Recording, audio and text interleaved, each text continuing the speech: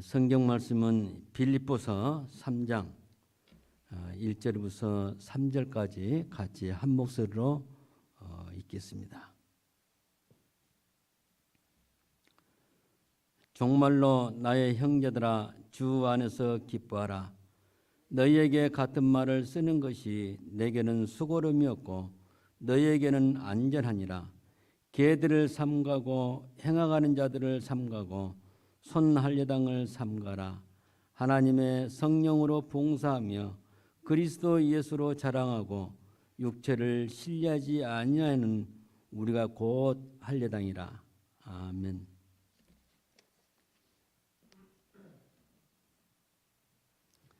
오늘 여러분에게 꼭 말씀을 드리고자 할 것이 있습니다.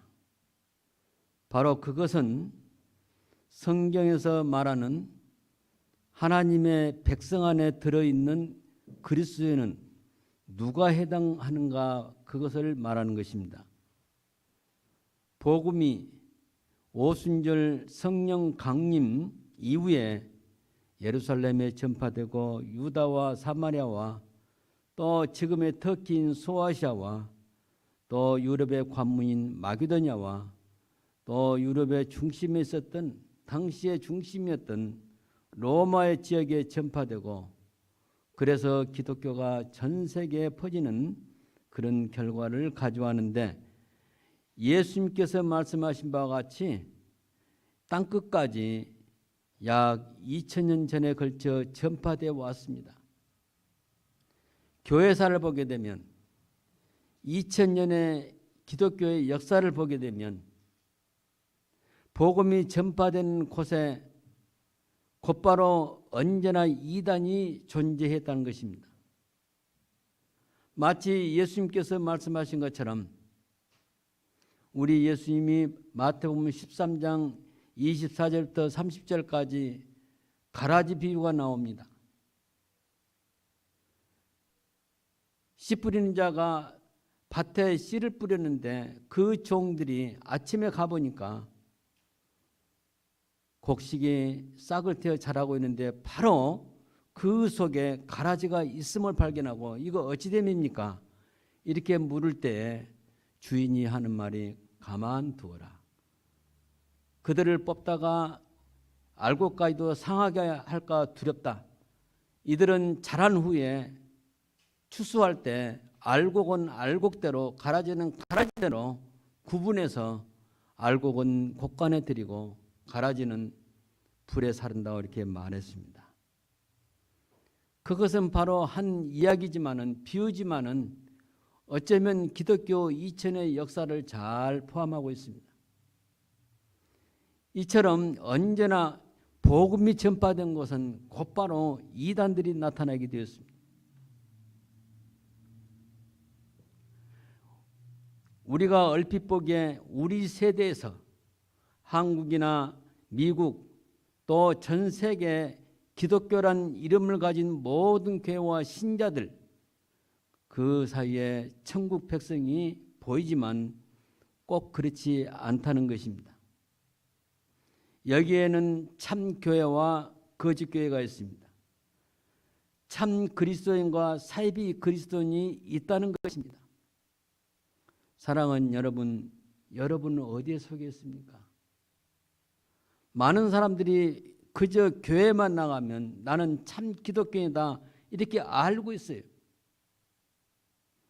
진짜 복음의 진리를 알고 그렇게 말하는지 모르지만은 제가 보기에는 그렇지 않다고 여겨집니다. 여기에는 참 교회와 거짓 교회가 있고 참 신자와 거짓 신자가 있다는 것입니다. 사람들이 몰랐을 때, 여러분 잘 아는 종교개혁자 칼빈이 기독교 강요 초간본을 쓰게 됐습니다. 기독교 강요 초간본은 단권으로서 불과 우리 책으로 말하면 한 150페이지나 200페이지밖에 안 되는 책입니다. 거기에서 처음부터 끝까지 말하는 것이 바로 뭐냐면 어떤 것이 참 교회고 어떤 것이 거짓 교회인가 이걸 설명합니다. 결론은 로마 천주교는 거짓 교회다. 참 교회는 성경에서 말하는 참 교회는 이런 것이다. 하나님을 예비하고 하나님의 나라를 이루는 것이 바로 참 교회다. 그 교회를 우리가 세워나가야 한다. 이것을 말하고 있습니다. 그 책이 나오기 전까지는 많은 사람들이 로마 천주교가 참 교회인 줄 알고 있었습니다. 그래서 그 교회에 충성했고 그 교회에서 열심히 다했습니다. 종교적인 의식을 잘 행했습니다. 뿐만 아니라 교회 절기를 잘 지켰습니다. 교회에서 정한 성인들을 잘 숭배했습니다. 마리아도 숭배하고 그 다음에 깨끗하고 청빈한 생활을 했습니다. 그들의 신앙은 바로 그것이 신앙의 전체인 줄 알았습니다. 그런데 존 칼빈이 쓴 기독교 강요의 책에 의해서 유럽이 들썩들썩했습니다. 오늘 본문에서 사도 바울이 당시 기독교 상황에서 참 교회와 거짓 교회, 참 신자와 거짓 신자에 대해서 말씀하고 있습니다. 우리는 이 상황에서 줄서기를 잘하여 개혁주의 신앙 노선에 있기를 바라는 것입니다. 여러분 지금 현재 우리가 사는 시대에 정말로 인구가 많죠. 지금부터 500년 전까지만 해도 한국이나 유럽은 그렇게 인구가 많지 않았습니다. 제가 어렸을 때 60년대 세계 인구가 얼마냐? 30억이라고 그랬어요. 불과 한 50년, 60년 지나오는데 배가 늘어가지고 지금은 작년 기준으로 작년 2월 기준으로 72억입니다. 여러분 그 인구 속에서 기독교는 얼마나 많습니까? 로마 천주교가 전 세계 인구의 12%를 차지하고 있습니다. 기독교 인구를 25%라고 할 때 그 절반이 천주교가 차지하고 있습니다. 그 절반이 바로 우리 개신교입니다. 여러분 개신교를 놓고 볼 때 여러 교파가 있습니다.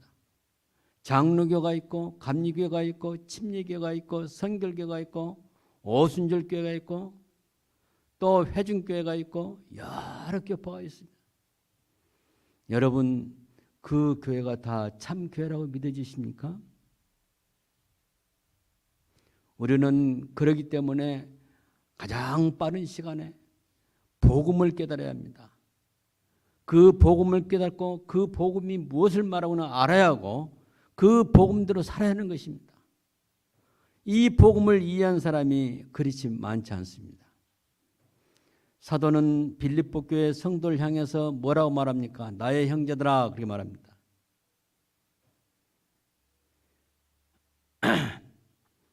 이것은 신앙 안에서 아무라도 나의 형제들아 그렇게 하는 것이 아닙니다.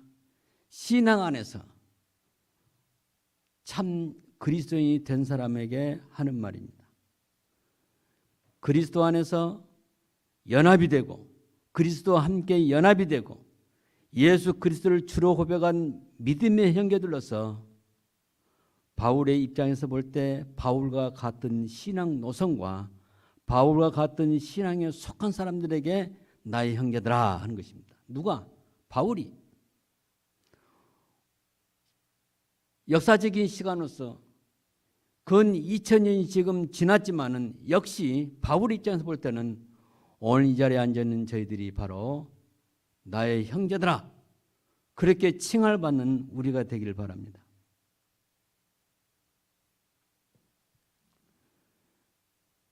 빌립보 교회는 어떻게 세워졌습니까? 사도행전 16장에 보면 루디아가 나옵니다. 바울과 신라가 바로 전도하기 위해서 유럽의 관문 빌립보 성에 이르렀을 때 어디 기도할 처소가 없는가? 다시 말하면 유대교 회당이 없는가 찾다가 루디아를 만났습니다. 이 루디아는 자주장사라고 우리말은 번역이 됐습니다. 여기 자주장사는 뭐냐면 그때 당시 자주색 옷감이 유행이었어요. 그 자주색 옷감 혹은 자주색을 드리는 그 물감을 파는 사람이에요. 이 사람은 두아디라에서 왔습니다. 두아디라에서 바로 필리포에 왔는데 그때 바울을 만난 것이죠. 이 루디아는 바로 바울과 그 일행들을 초청해서 말씀을 듣고 바로 세례를 받았습니다. 요즘 같으면 세례는 금방 주는 것이 아닌데 그때 당시에는 금방 그렇게 바울이 세례를 주었어요. 그 안에 믿음이 있고 믿는 걸 보고 성령이 있음을 보고 세례를 준 것입니다. 그렇게 해서 이 빌립보 교회가 세워진 것입니다. 이들은 유럽에서 처음으로 복음을 받은 사람입니다. 그 이유는 당시에 유대교에 속해 있어서 바울이 전한 복음을 반대하고 박해를 한 사람과 구별해서 바울처럼 그리스도를 주로 고백하고 그리스도의 제자가 된 사람을 형제들이라고 이렇게 말합니다. 바울이 전한 기독교는 매우 희귀한 사람들이었습니다. 얼른 여기서 볼 때 루디아 가정 외에 기독교인이 없었어요, 사실. 그런 상황에서 사도 바울은 이들을 향해서 형제란 이유가 있었습니다. 자, 어떤 사람을 형제라고 했는가?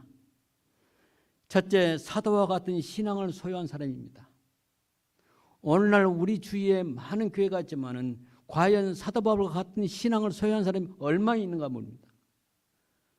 교회마다 보면 하나님을 말하고 여호와를 말하고 예수를 말하고 믿음을 이야기하고 헌신을 이야기하고 그러지만은 사도 바울을 기준으로 볼 때는 맞지 아니할 수도 있습니다.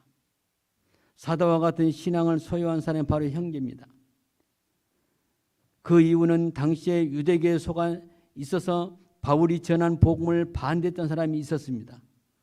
반대하고 박해를 한 사람과 구별해서 빌립보 교회 성도들 향해서 형제들아 이렇게 말한 것입니다. 바울이 회심하기 전에는 유대교의 철저한 신자로 그 중에 바리새교의 신자로 예수 믿는 사람을 잡아 죽이는 그런 열심히 있는 유대교인으로서 살았는데 예수님을 만난 이후로는 180도로 달라져서 예수 그리스도가 주가 되고 하나님이심을 전파하는 사도로 바꿔진 것입니다. 그 상황에서 이 바울과 같은 신앙을 소유하는 그 사람만이 여기서 말하는 형제라는 그런 범위 안에 들어가게 된 것입니다. 그 다음에 두 번째, 우리가 신학적으로 본다면 하나님의 선택을 받고 예수 그리스도의 구속의 은혜가 있고 성령의 인치심과 그 다음에 성령이 그 안에 살아계신 사람, 성령의 인도를 받는 사람, 이 사람이 바로 바울이 볼 때 형제라는 사실입니다. 오늘날 표현으로 말한다면 우리들의 입장에서 바울의 신앙과 어거스틴의 신앙과 칼빈의 신앙의 그 노선에 있는 사람만이 우리는 형제라고 부를 수가 있는 것입니다. 여러분, 제가 누차 얘기했지만 OPC 교단이었습니다. 전 세계 많은 기독교 있지만은 그 중에 장로교로서 오르토독스 프레스비테리안 처치가 있어요. OPC 교단이 있어요. 이 사람들은 어릴 때부터 초학문답을 공부해요. 이 사람들은 철저하게 웨스트민스터 신앙 고백서와 대요리문답, 소요리문답을 배우고 있어요. 기독교 강요까지 배우고 있어요. 완전히 기독교 표준문서에 신앙이 바로 훈련된 사람들입니다. 이름만 장로교가 아니라 철저한 칼빈주의 노선에서 장로교입니다. 이 사람들의 생각할 때 개혁주의 신앙에 속한 신자들만 인정하고 그렇지 아니한 사람들에게는 관심이 없습니다. 그런데 오늘날 복음주의는 어떻습니까? 무조건 감리교든지 장로교든지 오순절교든지 나간 사람들은 다 우리의 형제요 이렇게 말하고 있어요. 우리는 다시 한번 점검해 볼 필요가 있습니다. 바로 이렇게 바울이 기준으로 볼 때 같은 신앙을 가진 사람, 또 하나님의 선택을 받고 은혜 안에 거한 사람, 그 다음에 이 칼빈주의 노선에 철저히 있는 사람, 이런 사람이 바로 오늘 바울이 말하는 형제들한 그 형제의 범위에 속합니다. 바울은 이들을 향해서 뭐라고 고면합니까? 지금 바울은 어떤 형편에 있습니까? 로마 옥중에 있어요.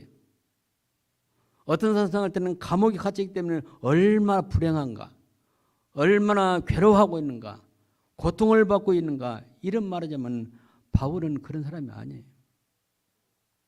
바울은 자신을 표현할 때 내 몸은 갇혀있지만은 나는 주 안에서 자유한다 그랬어요. 갇혀있을 때 어떤 억압받는 것이 아니라 오히려 갇혀있는 그 안에서도 주님 안에서 참 자유를 누리고 있다고 말하는 거예요. 바울은 그런 의미에서 빌립보 교인들 향해서 기뻐하라, 주 안에서 기뻐하라 이렇게 명령합니다. 이것은 성령의 열매 중에서 희락을 말합니다. 바울이 말한 것은 환난 가운데서도 슬퍼하지 말고 기뻐하라는 것입니다. 이 편지를 쓴 당시에 예수를 하나님이라고 믿는 새로운 종교에 대해서 유대인들은 조롱과 협박과 핍박과 또 그 무리들을 이교도로 취급했었습니다. 그렇기 때문에 당장은 박해가 없을지라도 박해 가운데 처했을 때도 기뻐하라고 명령한 것입니다. 그리고 로마 정부로부터 황제 숭배를 강요받았고 거부할 경우에는 불로 죽이는 그런 시대입니다. 극심한 박해가 바로 그때 있었습니다. 그럼에도 주 안에서 기뻐하라고 명령한 것입니다. 여러분, 그때 그 당시의 사람들과 오늘 우리를 한번 비교해 봅시다. 우리는 그런 종교적인 박해를 받지 않고 살고 있습니다. 왜냐하면 미국 땅에서 종교의 자유를 누리고 있는 거죠. 우리는 환난이 없지만은 어떤 환난에 처해 있냐면 반대로 이단의 위협을 받고 있습니다. 오늘날 우리 주위에 수많은 사람들이 이단과 같은 사람들이에요. 그런 사람들에게 둘러싸여 있어요. 그렇기 때문에 어떤 사람은 그것을 모르고 그렇게 속임수에 빠져들고 있어요. 우리가 환난과 박해 상태에서 기뻐할 수 있는 조건과 이유는 무엇이겠습니까? 우리는 환난 가운데서 기뻐할 수 있는 것은 하나님의 택한 백성이 되고 구원받은 존재가 되고 하나님 나라의 시민이 되었다는 그것 때문에 기뻐한 것입니다. 하나님의 선택과 구원받아서 하나님의 은혜 안에 있는 천국 시민, 곧 하나님의 거룩한 자녀라는 그 사실 때문에 우리는 기뻐하는 것입니다. 환난을 당해도 기뻐하는 것입니다. 우리에게는 매우 다음의 세계에 대한 소망이 있습니다. 그것 때문에 환난 가운데서도 우리는 기뻐하는 것입니다. 오늘날 우리 어린이들에게 너 지금 당장 죽겠느냐 물으면 다 죽기 싫다고 그래요. 왜냐하면 살고 싶으니까. 그런데 내세의 천국이 되는 그렇게 생각하지 않습니다. 지상에서 사는 것만 생각하고 있어요. 우리는 한 단계 앞서서 우리는 신앙으로 장차 천국에 가는 그 소망을 가지고 있기 때문에 우리는 이 현실 속에서도 기뻐할 수 있다는 사실입니다. 그 다음에 오늘 우리가 봐야 할 것은 2절에 보면 본문에 개들을 삼가고 행악한 자를 삼가고 손할례당을 삼가라 이런 말이 나옵니다. 여기에 언급한 것은 모두 유대교인들을 말하고 있습니다. 유대교를 믿는 그 신자들이 바로 바울 시대에는 바울의 입장에서 볼 때는 기독교에 대한 최대의 적대적인 세력이었습니다. 유대교인들은 구원받은 증거로 무엇을 말하냐면 모세 법대로 할례를 받아야 한다고 가르칩니다. 사도행전 15장 1절에도 그렇게 말하고 있습니다.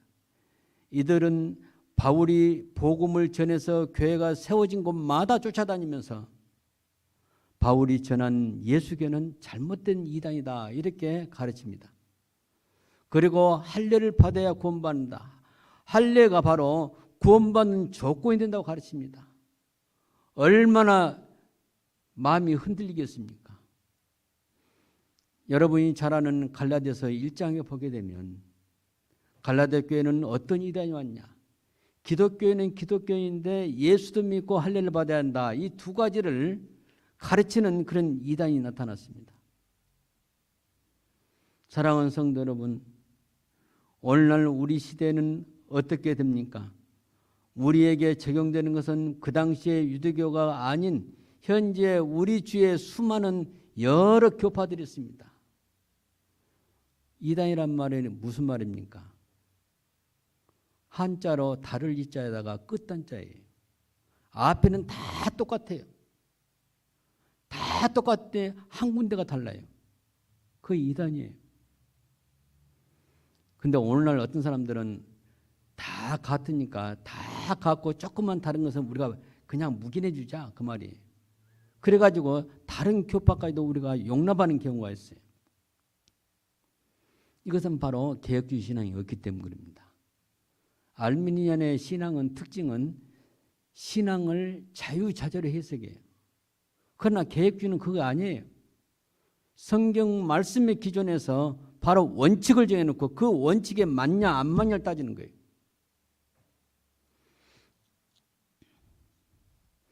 그 가운데 복음에서 이탈된 교회를 삼가라는 그 말로 우리가 드려야 합니다.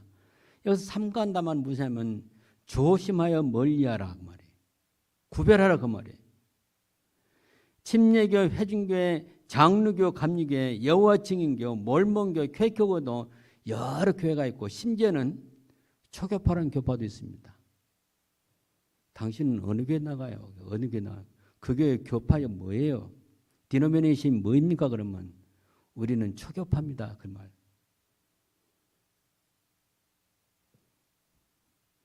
사랑하는 성도 여러분, 우리는 그런 입장을 취할 수가 없습니다. 또 심지어 장로교 안에도 신앙에 따라서 교단이 막 나눠집니다.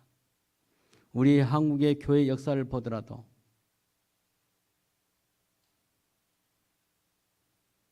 교회 안에 바로 자유주의 신앙이 들어와서 나누어진 것이 바로 기독교 장로와 예수교 장로로 나눠졌습니다. 또 뿐만 아니라 WCC에 찬동하느냐 반대하느냐 그것 때문에 예장 통합 측과 합동 측이 갈라지게 됐어요. 이런 상황에 이거 조금만 이렇게 생각 차이로 그렇게 다 갈라집니다. 이 모든 것은 나중에 하나님이 판단하실 것입니다. 그러나 이 성경에 비춰볼 때 분명히 우리의 입장에서 아닌 것은 아니라는 그런 것이 드러나고 있습니다.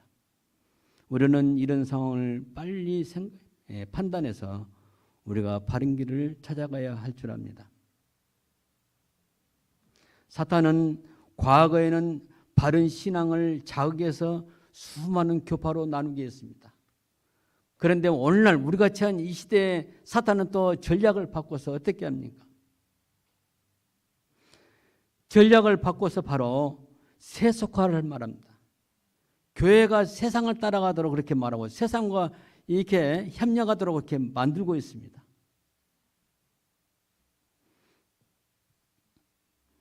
그렇게 해서 신앙의 판단을 흐리게 만듭니다. 그래서 바른 신앙이 무엇인가를 분별 못하도록 그렇게 만들어가고 있습니다.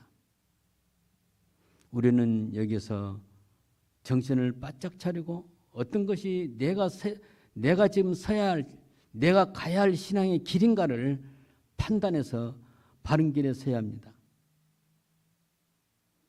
마치 요한계시록에 나온 대로 음행의 포도주가 포도주에 취하여 정신을 못 차리게 한 그 장면과도 같습니다. 음행의 포도주란 말이 계시록 17장 2절에 나와요.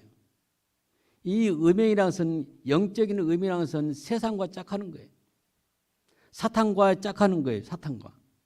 사탄과 사귀는 것. 우리는 여호와 하나님을 사귀하는데 여호와 하나님을 버리고 사탄과 짝하는 게 바로 이 영적인 음행이에요.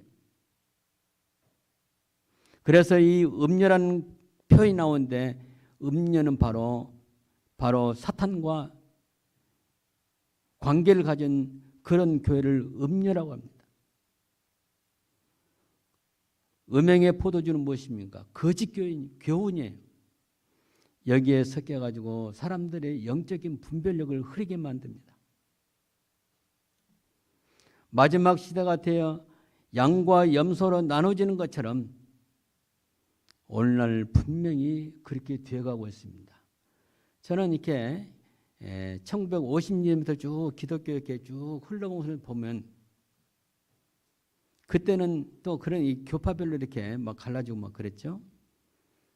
근데 최근에 와서는 그 안에 다 연합을 해요. 다 연합. 그 연합한 증명이 어디서 나옵니까?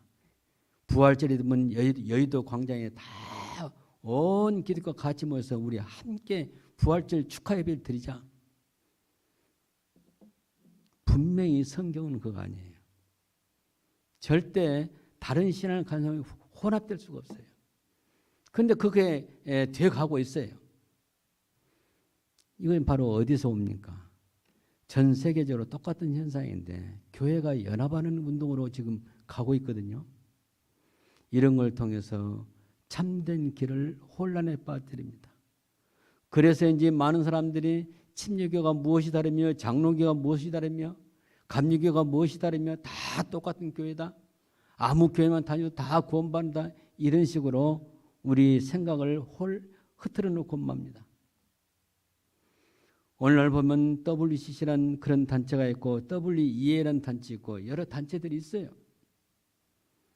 그래서 WCC라는 것은 처음에는 좋은 목적으로, 세계 선교의 목적으로, 초교파적으로 선교에 협력하는 목적으로 조직되는데 요즘은 어떻게 변질되어 가고 있습니까?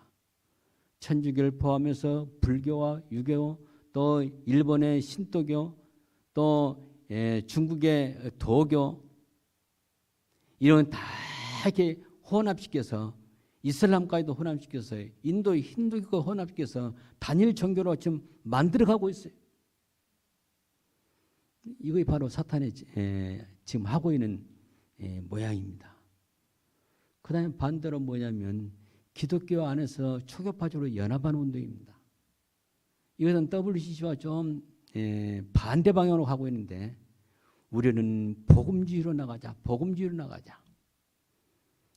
지금부터 약 100년 전은 근본주의라고 했는데, 근본주의는 무엇만 인정했냐면, 무엇만 인정하고 이렇게 연합했냐면, 예수님의 동정녀 탄생, 또 십자가의 죽음, 부활, 성령의 이 강림, 이런 것만 우리 인정하고 그 나머지 조금 다른 것은 다 무시해버리자. 그리고 연합방이 바로 근본주의인데, 오늘날 복음주의가 바로 근본주의 색깔을 띠면서 연합하고 있습니다. 이렇게 해서 다 이렇게 교회들이 짝짓기를 하고 있어요. 이것을 성경으로 본다면 배교 현상입니다. 우리는 이 두 단체에 가입한 교회에서 나와야 한다는 사실입니다. 요즘에 유튜브를 보게 되면 그런 유튜버가 있어요. 여러분이 신앙생활을 바르게 하려면 그런 단체에 가입된 그 교단에서 나오라는 거예요. 이것은 제가 여러분에게 말을 성기는 아니고 여러분 판단해서 결정해야 할 그런 문제입니다. 제가 말하는 것은 개혁주의 신앙을 지키면서 구원에서 미끄러지지 않는 바른 생활을 살아가라고 하는 것을 말하고 있습니다. 사도는 유대교가 아닌 사도를 중심한 예수님을 주로 믿는 교회가 참 할례당이라고 말하고 있습니다. 2절에서 손 할례당은 모세의 법대로 육체를 상하게 하여 할례 의식을 향한 유대교의 신앙을 믿는 사람들입니다. 그 사람들이 손 할례당이에요. 영어 성경에 보면 육체의 육체를 상하게 하는 그것을 손할례당이다 이렇게 표현하고 있어요. 아무튼 우리 육체에 어떤 것을 가해서 표시하는 것, 그럼 성경으로 본다면 할례 받는 것밖에 없습니다. 바울이 말하는 참 할례당은 하나님의 성령으로 살아가며 그리스도 예수를 주로 사랑하고 주로 자랑하고 육체의 할례를 구원의 증거로 믿지 않는 사람, 마음 중심에 하나님의 은혜가 주어진 사람, 이런 사람이 참 할례당이다 이렇게 말하고 있는 것입니다. 유대교적인 기독교, 이것은 바로 바울이 손할례당으로 이렇게 낙인을 찍고 그들을 삼가라고 하는 것입니다. 바울은 이들을 다른 복음을 전하는 자라고 규정했습니다. 오늘날도 마찬가지입니다. 오늘날의 그 믹스된 신앙이 바로 알미니안이에요. 예수님을 주로 믿는 것이 50% 신앙이고 그 다음에 내가 열심히 구원을 이루어 나가는 것, 인간의 행함을 강조하는 것입니다. 장로교 안에 순수한 개혁신앙으로 신앙한 사람을 찾아보기가 그리 쉽지 않습니다. 대부분 사람들이 말로는 장로교지만은 알미니안 신앙으로 살아가고 있다는 사실입니다. 오늘 우리는 사탄의 공격에 오는 다양한 스타일로 나타난 WCC라든가 WEA라든가 알미니안주의를 배격하고 100% 하나님의 은혜로 구원된다는 리폼드 신앙을 살아가는 저와 여러분이 되기를 바랍니다. 그렇게 하기 위해서는 영적인 분별력을 가지고 참교회와 거짓교회를 구별해서 줄서기를 잘해야 합니다. 마지막으로 강조한 것은 줄서기를 잘해야 합니다. 줄서기를. 여러분 마태복음 25장에 보면요, 염소와 양과 염소의 비유가 나옵니다. 재판장이 앉아 있는데 오른편에는 양이 있고 왼편에는 염소들이 있어요. 누가 그렇게 나눈 거 아니에요. 스스로 그렇게 나뉘어져 있는 거예요. 심판 때 그렇게 보는 거예요. 어쩌면 바로 오늘 우리가 이야기했던 이런 모습이 바로 영적으로 그렇게 보여지는 것입니다. 사랑하는 성도 여러분, 우리는 줄서기를 잘해야 합니다. 우리가 가는 길은 넓은 길이 아닙니다. 기독교 안에서도 좁은 길입니다. 참 신앙을 찾기는 쉽지 않습니다. 제가 말씀한 것은 우리 주보 뒤에 있는 대로 그것을 잘 훈련한다면 그렇게 되는 것입니다.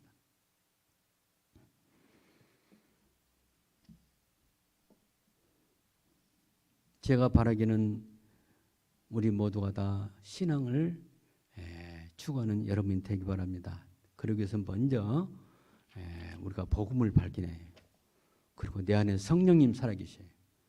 여러분이 또한 노력한다면 기도로 노력할 수 있어요. 주여 나에게 영적인 눈을 밝히사. 사도 바울이 에베소서 1장에도 말했죠. 영적인 눈을 밝히사. 계시의 정신을 주사. 하나님의 큰 은혜가 무엇이고 하나님이 우리에게 계획한 뜻이 무엇이고 이것을 분별하는 우리가 되기를 바라는 그런 기도를 하는 것입니다. 주여 나에게 지혜를 주십시오. 나의 성령 충만을 주십시오. 내가 바른 신앙을 분별할 수 있게 해 주십시오. 바른 믿음을 지키게 해 주십시오. 그런 기도를 통해서 여러분이 영적으로 새로워지며 그 다음에 개인적으로 성경 읽으면서 하나님의 은혜 안에 점점 잠기는 거예요. 은혜 안에 푹 잠기는 거예요. 그게 바로 우리가 나아갈 길입니다. 기도하시겠습니다.